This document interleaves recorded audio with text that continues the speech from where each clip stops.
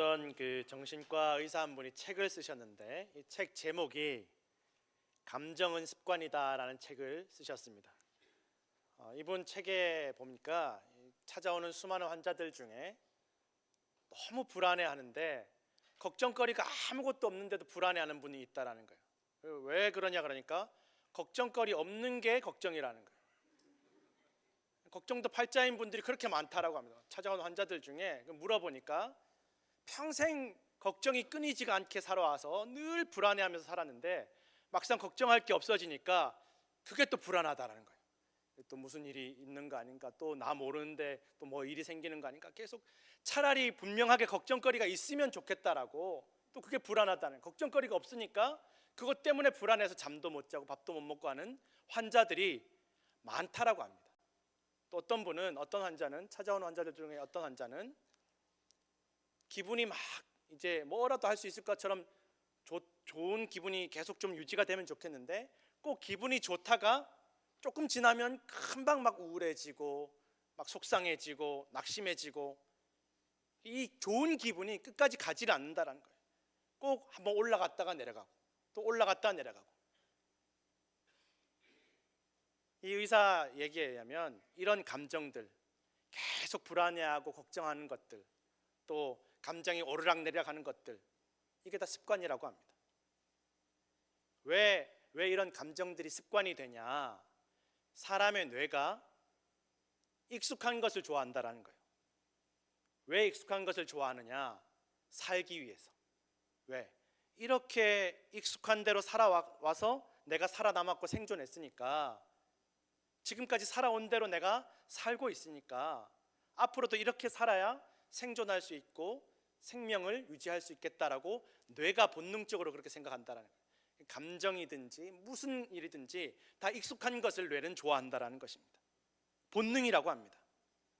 이렇게 하면 죽지 않겠지, 이렇게 하면 어렵지 않겠지, 하던 대로 살아왔던 대로 살아야지, 생긴 대로 살아야지, 그래야 내가 살 수 있겠지. 뇌가 본능적으로 그렇게 생각을 한다라는 것입니다. 그래서 오랜 세월, 한평생 불안하게 지내왔던 사람들은 이 불안한 감정, 또 우울하게 오랜 세월 살아왔던 사람들은 이 우울한 감정이 뇌에 익숙해진다라는 거예요. 그리고 뇌는 이런 감정들이 익숙해지면 이 익숙한 감정을 지키려고 한다라는 거예요. 나는 계속 불안해했으니까 나는 앞으로도 계속 불안해야 돼. 나는 계속 우울했으니까 앞으로도 계속 우울해야 돼. 이게 사람의 뇌가 사람을 이렇게 속인다라는 것입니다. 이 뇌가 사람을 속이는 또 다른 방법 중에 하나가 비슷하지만 다른 감정으로 바꾸는 거예요. 그래서 불안이 계속 되면 사람이 계속 흥분 상태에 있다라는 거예요. 불안하니까 흥분이 되죠. 계속 심장이 벌렁벌렁거리고, 이 심장이 벌렁벌렁거리는 걸 또 뇌는 지키려고 하는 거예요.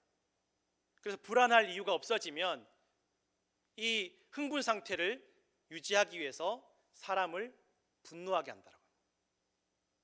불안한 일이 없으니까, 흥분할 일이 없어지니까, 그게 안 되니까, 그러면 안 되니까 익숙한 이 흥분 상태를 유지하려면 비슷한 감정, 분노로 바꾸고 우울함으로 바꾼다라는 거예요. 그래서 계속 흥분 상태로 있게 만든다라는 거예요. 나는 계속 흥분 상태로 살아왔으니까 앞으로도 계속 흥분 상태로 살아가야 돼. 그러니까 불안해서 흥분할 일이 없어지면 안 되니까 분노해서 흥분하거나 또는 우울해서 흥분한 상태로 계속 그렇게 사람을 속인다라는 것입니다. 그래서 흥분 상태라는 이 불을 계속 유지를 하기 위해서, 지키기 위해서 분노도 집어넣고 우울도 집어넣고 불안도 집어넣어서 이 장작불에다가 계속 장작을 공급해 준다라는 것입니다. 계속 불타오르게 만든다라는 것입니다. 연예인들이 화려한 무대 위에서 계속 흥분 상태로 있다가 인기가 떨어지면 갑자기 우울해지는 이유가 여기에 있다라는 거예요. 계속 흥분 상태로 있어야 되니까 인기 때문에 흥분해 있던 그 상태를 불안과 두려움으로 흥분 상태로 만든다라는 거예요. 이렇게 감정이 왔다 갔다 하는 것, 또 감정이 흥분 상태로 있는 것도 습관이지만 아무것도 못 느끼는 것도 습관이라고 합니다. 특히 한국 남자들은 어려서부터 눈물을 흘리거나 누군가에게 기쁨과 슬픔을 표현하면 아주 약해 빠진 것으로 이렇게 취급을 받다 보니까 아주 속으로 사귀는데 겉으로 감정을 드러내지 않는데 자꾸만 익숙해진다라는 거예요. 아예 나는 아무 감정이 없다라고 자꾸 자기 스스로를 훈련시키고 습관을 들이더라는 것입니다. 좋게 말하면 감정을 느끼지 못하고 다른 사람의 감정을 알지 못하는 거지만, 나쁘게 말하면 눈치가 없는 거죠. 자기 감정도 모르고 자기 감정을 모르다 보니까, 자기 감정을 느끼지 못하다 보니까 다른 사람 감정을 헤아리지 못하는 거예요. 그게 익숙하니까, 감정을 느끼지 않는 게 익숙해지니까 나도 안 느끼고 남도 안 느낀다라고 생각을 하게 된다라는 것입니다. 그래서 이 부부간에 이제 다툼이 있어서 이 정신과에 상담을 받으러 오는 부인들이 자주 하는 말이, 도대체 이 남자가 무슨 생각을 하는지, 어떤 감정을 가지고 있는지 모르겠다라고 합니다. 그 남편들한테 물어보면 어떤 감정을 느낍니까? 무슨 생각을 가지고 있습니까? 물어보면 자기도 잘 모른대요. 느껴본 적이 없습니다. 이렇게 사람의 감정이 습관이 된다라는 것입니다.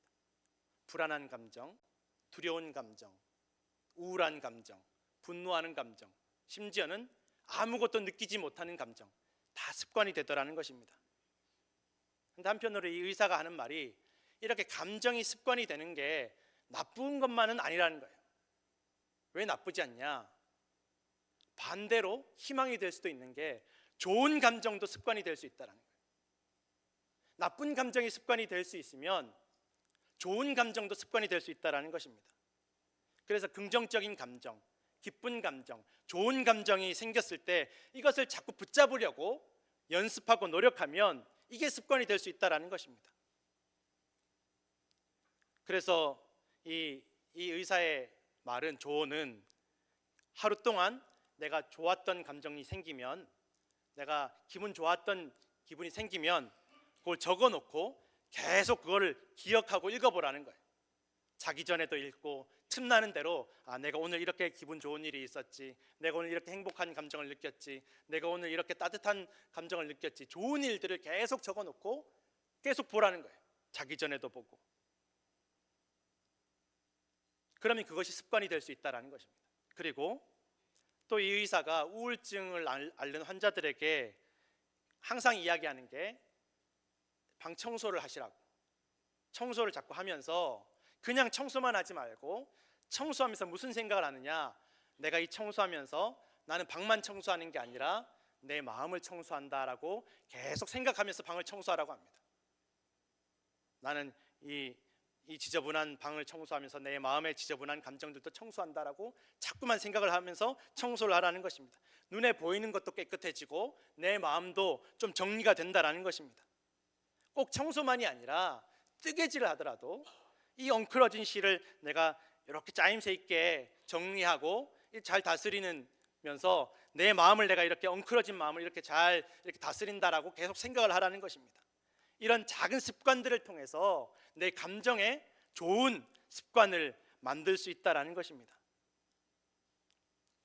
그리고 어떤 부정적인 감정의 습관이 든 사람들은 이제 아주 행복하거나 아주 불행하거나 아주 극단적인 감정만 느끼는 일들이 많다라는 것입니다. 그래서 사람이 살아가다 보면 아주 작은 사소한 감정들이 얼마나 많이 있는데, 이 부정적인 감정에 잘못 습관이 들면 좋든지 나쁘든지 그것밖에는 모른다라는 거예요. 일상의 작은 소소한 행복들, 소소한 기쁨들이 얼마든지 많이 있다라는 것입니다. 그리고 이런 일상의 작은 일들에 자꾸 의미를 부여하라고 합니다. 의미를. 아침에 내가 일어나서 가족들의 얼굴, 오늘 내가 아침 첫 시간에 일어나자마자 우리 가족들의 얼굴을 보았구나, 이 첫 시간에 내가 우리 가족들의 얼굴을 보았구나, 자꾸 의미를 부여하라는 거예요. 의미를. 내가 오늘 주일날 교회 나와서 나 친한 사람들, 이 집사님 만났구나, 이 권사님 만났구나, 이 장로님 만났구나, 내가 이 월요일 첫 시작에 우리 아이들 얼굴 보면서 첫 시작을 하는구나, 내 남편 얼굴 보면 첫 시작을 하는구나.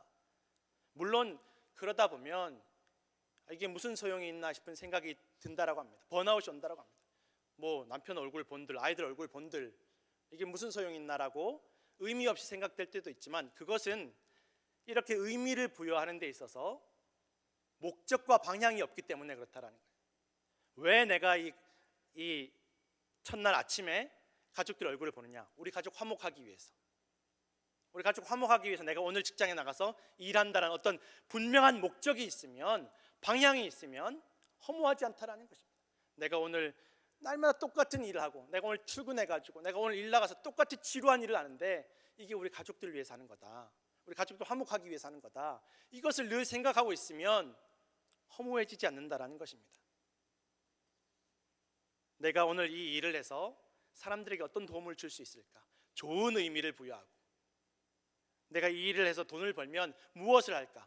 좋은 의미를 부여하고, 좋은 생각들을 하고, 계속 그렇게 좋은 감정의 습관을 훈련하고 연습하면 그게 좋은 감정이 습관이 된다라는 것입니다.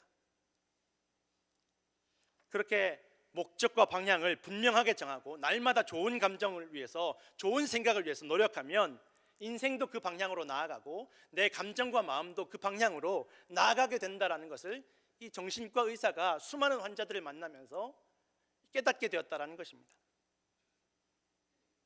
성도 여러분, 이스라엘 백성들은 애굽에서 430년을 노예로 지냈습니다. 430년입니다.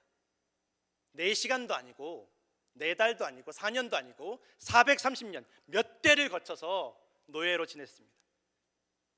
그 430년 노예살이하면서 이스라엘 백성들에게 뼛속 깊이 생긴 감정의 습관들이 있습니다.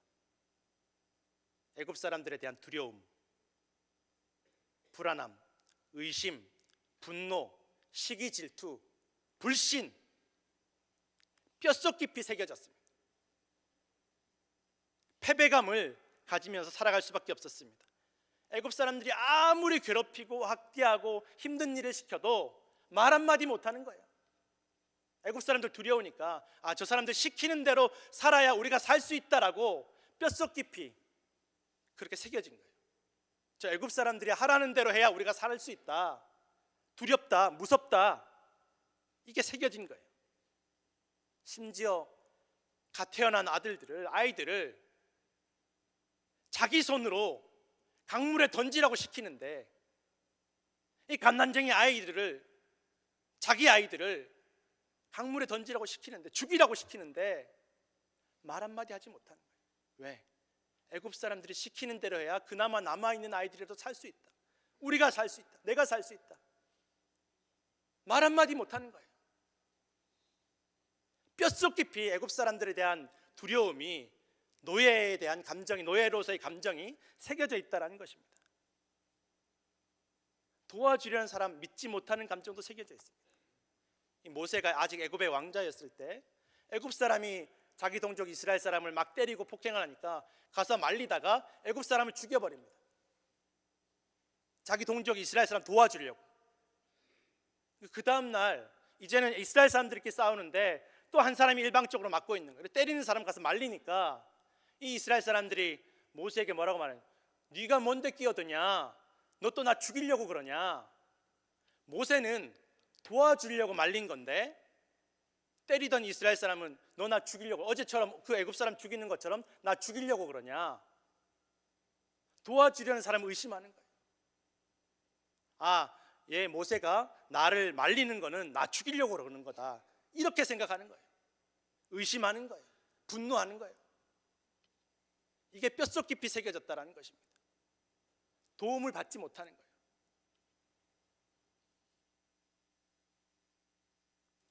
나중에 40년이 흐른 후에 모세가 하나님의 명령을 받아서 하나님께서 너희를 인도해 내실 것이다 그러면서 이스라엘 백성들 앞에서 기적도 보여줬을 때는 이스라엘 백성 처음에는 그래, 우리 이제 나갈 수 있을 거야, 하나님께서 우리를 도와주실 거야, 하나님께서 이런 기적도 보여주시니까 나갈 수 있을 거라고 생각했는데, 막상 모세가 바로와 싸울 때, 이스라엘 백성들을 괴롭히고 죽이려는 바로와 싸울 때, 또 모세가 바로에게 이스라엘 백성들 내보내라고 말을 하니까 바로가 이것들이 배가 불러서 그러는구나, 편해서 그렇구나, 더 힘들게 해라, 이스라엘 백성을 더 괴롭히는 거예요. 그러니까 이스라엘 백성들은 더 괴롭히는 바로에 대해서 불평하고 원망하는 게 아니라, 분노하는 것이 아니라 모세와 아론에게 불평하고 원망하고 분노하더라는 거예요.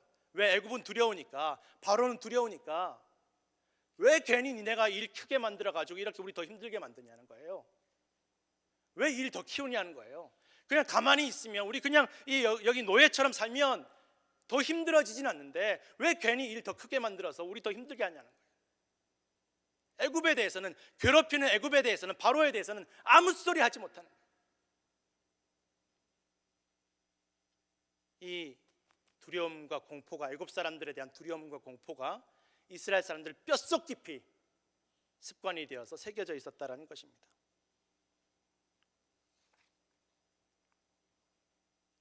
정작 자신들을 괴롭히는 바로를 원망하거나 바로에 대해서 분노하지 않고 도와주려는 하나님과 모세와 아론에게 분노하고 원망하고 불평하던 사람들이 이스라엘 백성들이었다라는 것입니다.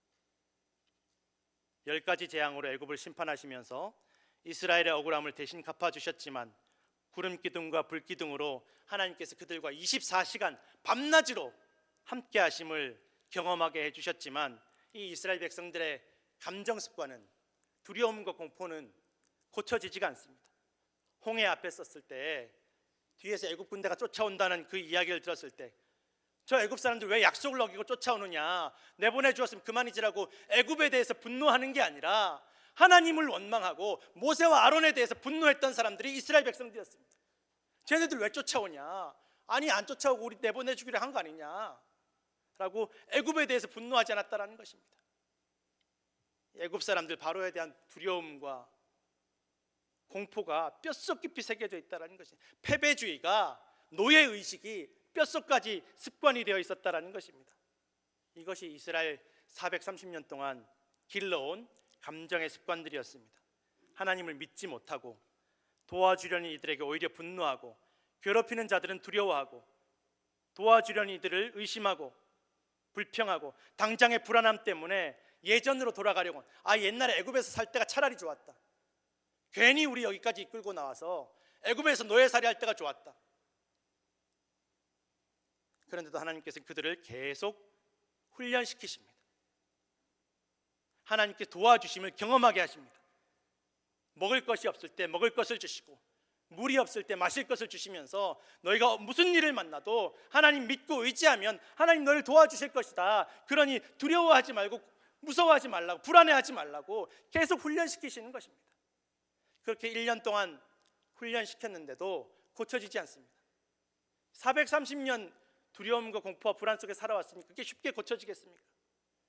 가나안 땅 앞에 도착했을 때 12명의 정탐꾼이 돌아와서 12명 중에 10명이 안 돼, 우리 저기 못 들어가, 우리 저거 못해, 그 이야기를 듣고 이스라엘 백성들이 다 뒤집어지는 것입니다.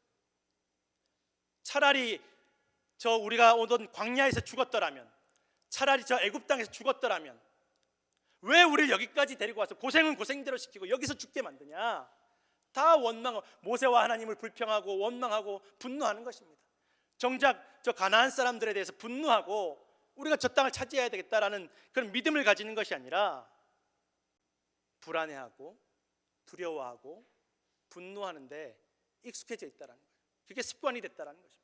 뭐만 있으면, 뭐만 만나면, 무슨 일을 만나면 일단 불안해하고 의심하고 분노하는데 익숙해져 있다는 것입니다. 430년 동안 노예로 그렇게 살아왔으니까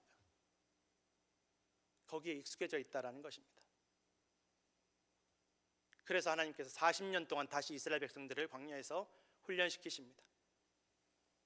너희 아무것도 없는 광야에서, 아무도 너를 지켜줄 리가 없는 그 광야에서, 머무르지 못하는 그 광야에서 하나님께서 도와주시고 하나님께서 인도하시고 하나님께서 살려주시는 것을 계속 경험하게 하시고 그들의 마음이 하나님을 의지하는 감정으로, 믿음의 감정으로, 희망의 감정으로 습관들이도록 훈련시키셨다는 것입니다. 오늘 가나안 땅의 앞에 도착한, 요단강 앞에 도착한 이스라엘 백성들 앞에 보이는 이 요단강은 홍수가 났습니다. 물이 넘칠 때입니다. 우리가 요단강 건넌다 그러면 죽는다는 얘기랑 똑같은 것처럼 이 홍수가 난 요단강으로 걸어 들어가는 것은 죽겠다는 말과 똑같은 거예요. 사람이 감당할 수 없는 거예요. 도무지 건널 수 없는 강 앞에 두고 하나님께서 건널 것이라고 말씀하십니다. 그리고 이스라엘 백성들에게 요구하시는 게 너희 조금 기다렸다 물 줄어들면 건너라도 아니었습니다. 너희 좀 물 얕은 데를 찾아봐라, 아니 모래주머니라도 좀 쌓아봐라, 뚝을 쌓아라, 배를 만들어라, 그거 요구하신 것이 아니었습니다. 하나님의 말씀인 언약궤가 너희를 인도하시는 대로 어디로 인도하시는지 자세하게 바라보고 그 인도하는 대로 따라가라는 것입니다. 그리고 두 번째는 너희가 자신을 성결하게 하라. 스스로 성결하게 하라. 쉽게 말하면 몸과 마음을 깨끗하게 하고 정결하게 하라는 것입니다. 몸도 마음도 다른 엉뚱한 생각들, 불안한 생각, 두려움과 근심과 걱정을 다 내려놓고 정결하게 하라는 것입니다. 아니, 옷도 깨끗하게 입고 몸도 깨끗하게 씻고 마음도 정결하게 하고 요단강 건너는데 그런 게 무슨 소용이 있습니까? 저 물이 흐르는데 물에 젖을 수도 있고, 저 진흙탕에 옷이 더러워지고 몸이 더러워질 수도 있는데, 이제 물이 넘치는 요단강, 홍수가 난 요단강을 건너려면 불안할 수밖에 없는데, 두려울 수밖에 없는데, 하나님께서 너희 몸과 마음을 성결하게 해라, 거룩하게 해라, 깨끗하게 해라, 너희 몸과 마음을 청소해라 라고 말씀하신다는 것입니다. 모든 불안과 근심과 두려움과 분노와 모든 원망을 치우라는 것입니다. 깨끗하게 정리하라는 것입니다. 하나님께서는 40년 전에 홍해 앞에서 불평하는 이스라엘 백성들로 하여금 홍해를 건너는 경험을 하게 해주셨습니다. 그리고 40년간 그들의 부정적인 감정 습관을 고쳐주시기 위해서 훈련시키시고 연습시키셨습니다. 제발 좀 믿으라는 것입니다. 믿고 의지하고 순종하고 따라오라는 것입니다. 그러면 하나님께서 너희를 돌보아 주시고 하나님께서 너희를 홍해를 건너게 하신 것처럼 그 무엇도 건너게 하실 것을 믿으라는 것입니다. 그 은혜와 사랑의 기적을 기억하고 부정적인 감정 습관에서 빠져나오라는 것입니다. 노예살이에서만 빠져나오는 것이 아니라 너희 마음속에 뼛속까지 새겨져 있는 그 부정적인 감정들로부터 빠져나오라는 것입니다. 그리고 여호수아를 통해서 또 언약궤를 맨 제사장들을 통해서 홍수가 난 꼼짝없이 죽을 수밖에 없는 그 요단강이 멈추는 것을 보게 하시고 죽음이 멈추는 것을 보게 하시고 마른 땅을 깨끗하게 갈아입은 옷과 깨끗하게 씻은 그 몸이 마른 땅을 건너서 요단강을 건너게 하는 경험을 해주셨다라는 것입니다. 두려워하지 말고 하나님을 믿고 하나님의 말씀이 인도하신 대로 따라가면 어떠한 은혜를 경험하게 하는지를 또한 이스라엘 백성들에게 경험하게 하시고 기억하게 하신다라는 것입니다.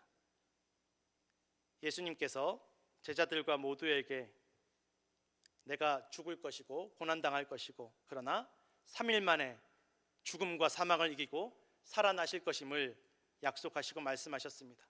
그리고 그것을 믿기만 하면 죽음을 이기고 함께 영원한 생명을 얻을 것을 약속하시고 말씀하셨고 성령을 보내주시면 너희가 능력을 얻을 것임을 말씀하시고 약속하셨습니다. 그리고 그 말씀과 약속은 다 이루어졌다라는 것을 우리는 성경을 통해서 알 수 있다라는 것입니다. 성도 여러분, 오늘 우리에게도 말씀하십니다.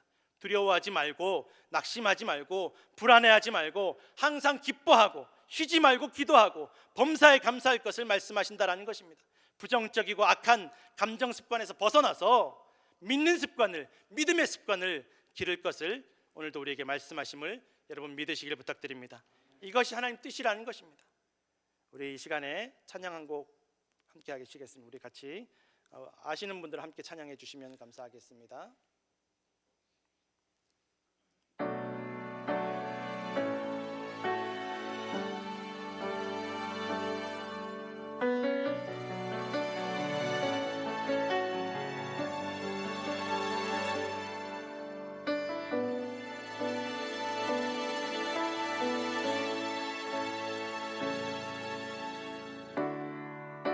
주님 손에 맡겨드리리 나의 삶 주님께 주님 손이 나의 삶 붙드네 나 주의 것 영원히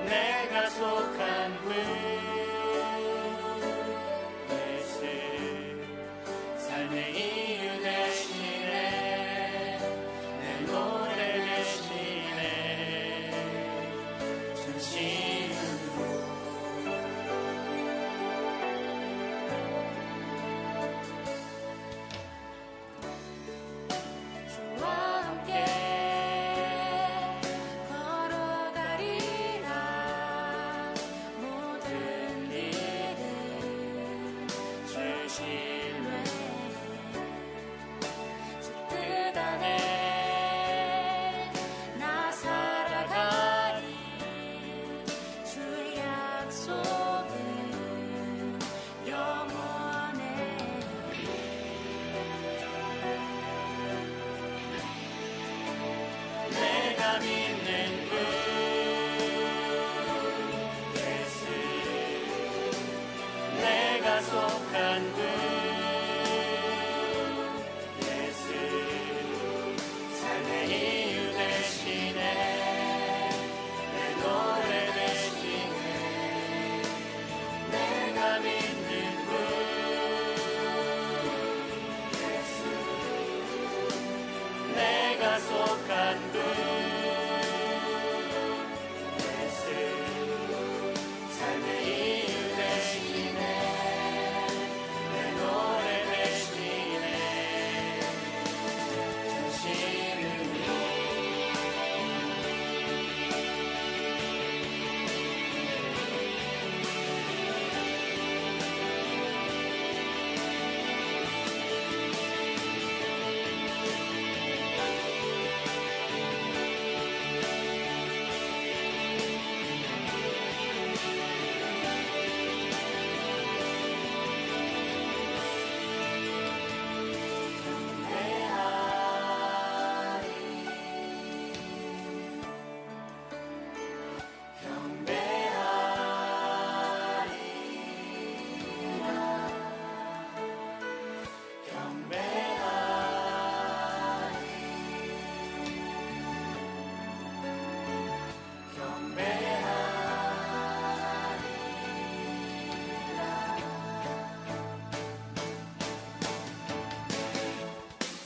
내가 믿는 분 예수 내가 속한 분 예수 삶의 이유 되시네 내 노래 되시네 내가 믿는 분 예수 내가 속한 분 예수 삶의 이유 되시네 내 노래 되시네 진심으로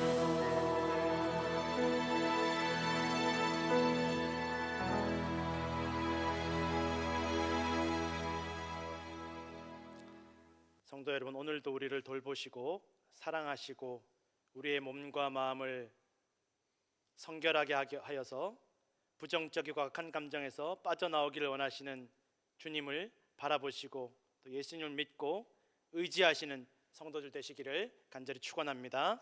기도하겠습니다.